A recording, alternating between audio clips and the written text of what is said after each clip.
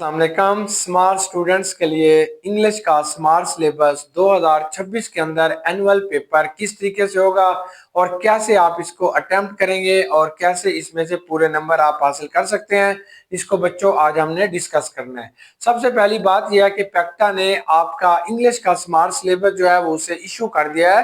पहले हम सिलेबस को भी साथ और साथ उन्होंने पेपर पैटर्न भी बता दिया है किस तरीके से ये पेपर जो है वो 2026 का जो एनुअल एग्जाम होगा आप कैसे देंगे। तो पहली बात यह है बेटा कि हमारे पास जो इंग्लिश के टोटल यूनिट्स थे, टोटल चैप्टर्स थे वो 14 है, जिनमें से 4 चैप्टर्स उन्होंने निकाल दिए हैं। एक नज़म और 3 चैप्टर्स हैं। पहला यूनिट नंबर 4 को निकाल दिया गया है, टीम मून को। दूसरा यूनिट नंबर 7 को निकाल दिया गया है, what you do is what you are.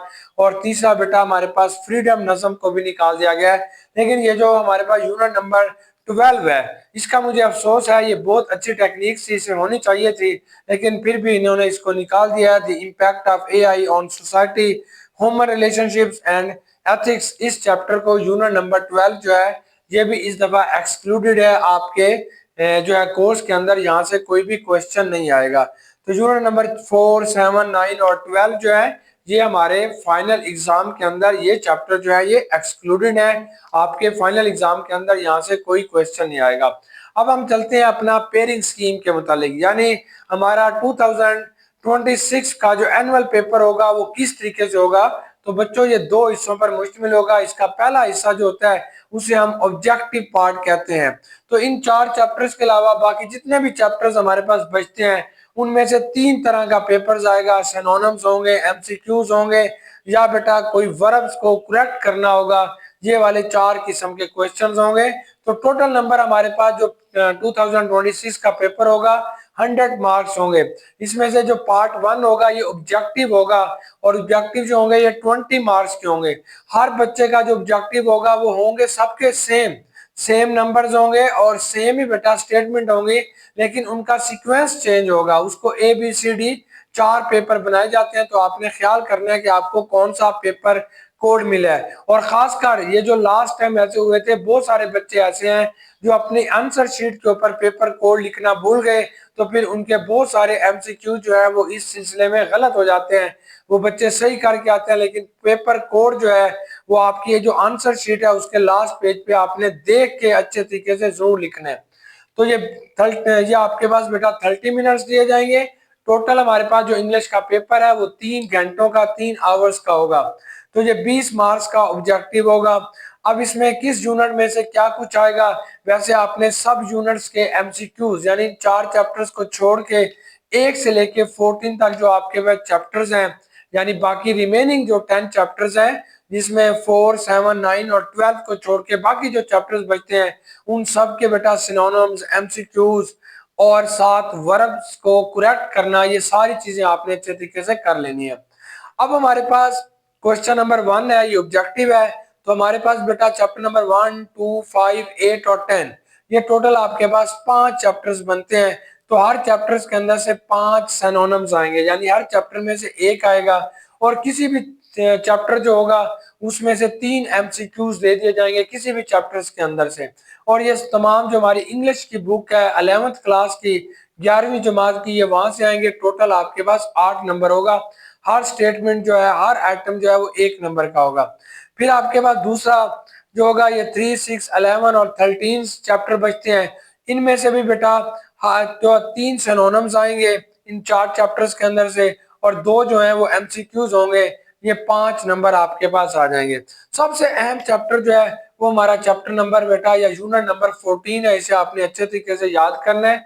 यहाँ से एमसीक्यूज नहीं आएगा, लेकिन 2 सिनोनिम्स आएंगे। तो आपने इसे इस लिहाज से अच्छे तरीके से याद करेंगे, ये 2 मार्क्स का होगा।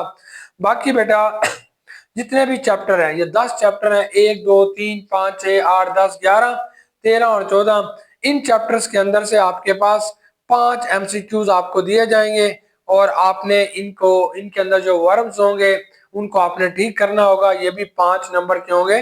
टोटल आपके पास ये 20 मार्क्स का ऑब्जेक्टिव होगा, जो 30 मिनट के बाद आपसे ले लिया जाएगा, और फिर आपको सब्जेक्टिव पेपर दिया जाएगा। अब सब्जेक्टिव पेपर जो है ये 2 हिस्सों पर मुश्तमिल होता है। इसमें सेक्शन 1 होगा, ये सिर्फ शॉर्ट क्वेश्चन होंगे, और सेक्शन 2 के अंदर आपने लेटर्स, एप्लीकेशन, स्टोरी, इन चीजों को लिखना होगा। अब हम सेक्शन 1 की तरफ चलते हैं। यहाँ पे बेटा आपको 2.5 घंटे मिलेंगे और ये 80 मार्क्स का पेपर होगा। ये क्वेश्चन नंबर 2 जो होगा इसमें आपके पास कुल 10 शॉर्ट क्वेश्चन होंगे और 10 में से आपने 7 का सही जवाब लिखना है, जो आमतौर पर 5 5 और 4 लाइनों पर और बिल्कुल जामे और ठीक उसका जवाब आपने लिखना होगा। किस यूनिट में से होंगे? चैप्टर नंबर 1, 2, 5, 8, 10, ये 5 चैप्टर बनते हैं। हर यूनिट में से, हर चैप्टर के अंदर से दो दो शॉर्ट क्वेश्चन आएंगे, तो 10 में से आपने 7 करने होंगे तो आपको 14 मार्क्स मिलेंगे। अगर आपने सही आंसर लिखा, हेडिंग्स के साथ लिखा, तो आपको पूरे नंबर मिलेंगे। क्वेश्चन नंबर 3 होगा, इसमें बेटा आपके पास टोटल 4 यूनिट है और आपके पास 8 शॉर्ट क्वेश्चन आएंगे और 8 में से आपने 5 का जवाब लिखना होगा। ये 10 नंबर का जो है क्वेश्चन नंबर आपके पास 3 होगा। किन यूनिट्स में से आएंगे? यूनिट नंबर 3, 6, 11 और 13, हर यूनिट में से दो दो शॉर्ट क्वेश्चन होंगे और आपने इस तरीके से बेटा टोटल ये 8 बनते हैं और आपने 5 का सही जवाब लिखेंगे तो आपको 10 नंबर मिल जाएंगे। क्वेश्चन नंबर 4 जो होगा ये चैप्टर नंबर 14 में से आएगा। सबसे इंपॉर्टेंट चैप्टर जो है ये चैप्टर नंबर 14 है, इसे आपने बहुत अच्छे तरीके से याद करना है। चैप्टर नंबर 14 में से जो शॉर्ट क्वेश्चन आएंगे इनकी तादाद 5 शॉर्ट क्वेश्चन आएंगे। चैप्टर नंबर 14 में से 5 शॉर्ट क्वेश्चन आ रहे हैं, 2 इसमें से सिनोनिम्स आ रहे हैं और 1 इसमें से वर्ब करेक्शन आ रहा है, इसलिए बहुत इंपॉर्टेंट चैप्टर है। 5 शॉर्ट क्वेश्चंस में से आपने 3 का सही जवाब लिखना होगा, तो ये बेटा आपके पास 6 मार्क्स होंगे। टोटल इनको देखा जाए तो आपके पास शॉर्ट क्वेश्चन जो है ये 20 नंबर के होंगे। टोटल जो आपने शॉर्ट क्वेश्चंस के बेटा जवाब लिखने होंगे वो आपके पास 15 होंगे। तो इस तरीके से ये जो आपके पास टोटल जो आपके पास इसके नंबर होंगे बेटा 20 नहीं, सॉरी 30 मार्क्स का ये पेपर होगा। 30 नंबर के आपने शॉर्ट क्वेश्चन लिखने हैं और ये टोटल आपके पास 15 शॉर्ट क्वेश्चन का आपने सही आंसर लिखने हैं।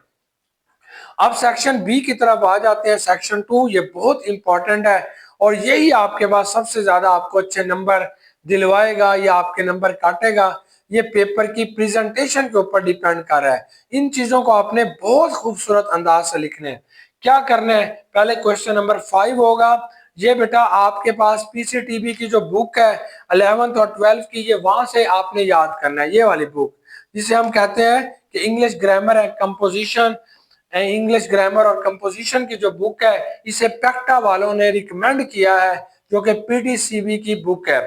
अब पहला पहला क्वेश्चन नंबर 5 होगा, या तो लेटर होगा या एप्लीकेशन, दोनों में से एक चीज को आपने हल करना है। अगर आपके पास एप्लीकेशन आई तो कितनी लिखनी है? कम से कम आपने 1 पेज या 1.5 पेज की आपने एप्लीकेशन लिखनी है और बहुत ही फॉर्मल और बेहतरीन तरीके से इसकी लिखनी है, ताकि आपको यहाँ से सही नजर आ रहा हो और वो आपको पूरे नंबर दे सके क्वेश्चन। और दूसरा, अगर आप लेटर लिखना चाहते हैं तो ये फॉर्मल और इनफॉर्मल दोनों में आप इसको लिख सकते हैं और लेटर के अंदर आपने कोटेशंस भी लिखनी है और कम से कम ये 2.5 पेज का होगा, यहाँ पे ज्यादा काम करना होता है। ये दोनों चीजें आपको जो है वो इंग्लिश ग्रामर और कंपोजिशन जो है 11th और 12th क्लास की, वहां से ये क्वेश्चन आएगा। वहां पे बेटा 15-16 के करीब एप्लीकेशंस हैं और 18 के करीब लेटर्स हैं, वहीं से इस दफा ये पेपर बनेगा, 10 मार्क्स का आएगा। क्वेश्चन नंबर 6 जो होगा ये आपके पास स्टोरी होगी। आपके पास 2 टॉपिक्स होंगे, 2 नाम दिए गए होंगे, ये भी बेटा 16-17 स्टोरीज हैं, उनमें से एक आपने करनी होगी और स्टोरी का अपने मॉरल भी लिखना होगा और बेहतरीन तरीके से एंड करना है स्टोरी का, और ये आपके पास 10 मार्क्स होंगे। अब बेटा क्वेश्चन नंबर 7 जो होगा ये स्टैंजा होगा आपके पास। स्टैंजा स्टैंजा जो है ये 4 हमारे बुक के अंदर 4 नज़में हैं, वो यूनिट नंबर 3, 6, 11 और 13 की है। यहाँ पे आपने रेफरेंस के साथ इस स्टैंजा को लिखना होगा। ये 3 या 4 लाइनें होगी, उसको आपने एक्सप्लेन करना होगा। ये आपको 5 नंबर मिलेंगे। क्वेश्चन नंबर 7 का जो बी पार्ट होगा ये पंक्चुएशंस होती हैं। ये एक स्मॉल पैराग्राफ होगा जो इन यूनिट्स के अंदर से लिया जाएगा। यूनिट नंबर 1, 2, 5, 8 या 10 के अंदर से बेटा लिया जाएगा। पंक्चुएशंस आप जानते ही हैं, कहीं पे कोमा डालना होगा, कहीं पे फुल स्टॉप डालना होगा या कोई लफ्ज गलत होगा उसे सही करके लिखना होगा। ये प्रैक्टिस करेंगे तो आपको आ जाएगा। फिर बेटा इसका सी पार्ट आएगा, वो पेयर्स ऑफ वर्ड होंगे। पेयर्स ऑफ वर्ड भी बेटा यहीं से आपको दिए जाएंगे। ये 8 होंगे और 5 पेयर्स ऑफ वर्ड के आपने सेंटेंसेस बनाने होंगे बेहतरीन और खूबसूरत तरीके से। क्वेश्चन नंबर 8 जो होगा ये ट्रांसलेशन होगी। ट्रांसलेशन के लिए ये चैप्टर आपने अच्छे तरीके से याद करने हैं, 6 चैप्टर, चैप्टर नंबर 1, 2, 5, 8 और 10, और ये 15 मार्क्स की बेटा आपके पास जो है वो ट्रांसलेशन होगी और आपने सही तरीके से इसके इंग्लिश को उर्दू में लिखना होगा।